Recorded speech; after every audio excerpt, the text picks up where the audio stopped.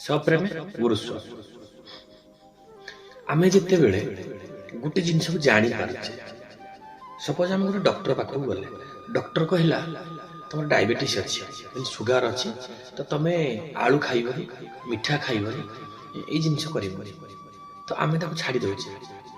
ଆଉ ଆଜି କିଏ କହିଛି ନାଇଁ ତମ ଦାନ୍ତ ପୋକ ଖାଇ ତମେ ମିଠା ଖାଇଲେ ଦାନ୍ତ ପୋକ ଖାଇବ, ଆମେ ତାକୁ ମଧ୍ୟ ଛାଡି ଦଉଛେ। କିମ୍ବା ଯେକୌଣସି ଆମେ ସମାଜ ଭିତରେ ଶୁଣୁଛେ ଯେ ଏଇ ଜିନିଷ ତମକୁ କଲେ ଖରାପ, ତାକୁ ଛାଡ଼ି ଦିଏ, ମାନେ ଏଇଟା ଖାଅନି, ସେଟା ଖାଅନି, ତମେ ଏଇଟା ଖାଇଲେ ଅସୁବିଧା ହବ, ସେଟା ଖାଇଲେ ଅସୁବିଧା ହବ। ତ ଆମେ ନିଜ ଦେହ ପାଇଁ ଛାଡ଼ିବା ପାଇଁ ସବୁ ପ୍ରସ୍ତୁତ ହେଇଯାଉଛି ଏବଂ ତାକୁ ପୁରା ମାନେ ଟାଇମଲି ଖିଆପିଆ କରିକି ସେ ରୋଗ କେମିତି ଦୂର ହେଇଯିବ, କେମିତି ଭଲରେ ରହିବି, ସେ ଜିନିଷକୁ ଆମେ ତ୍ୟାଗ କରିଦେଉଛେ, ଛାଡ଼ି ଦେଉଛେ। ତ ଆମେ ଦୁନିଆରେ ଜାଣିଛେ ଯେ ଭଲ କାମ କଲେ ସ୍ୱର୍ଗକୁ ଯିବ, ଖରାପ କାମ କଲେ ନରକକୁ ଯିବ। ତ ଯଦି ଆମେ କିଛି ଭଲ କାମ କରିବା ତ ଆମେ ସ୍ୱର୍ଗକୁ ଯିବା।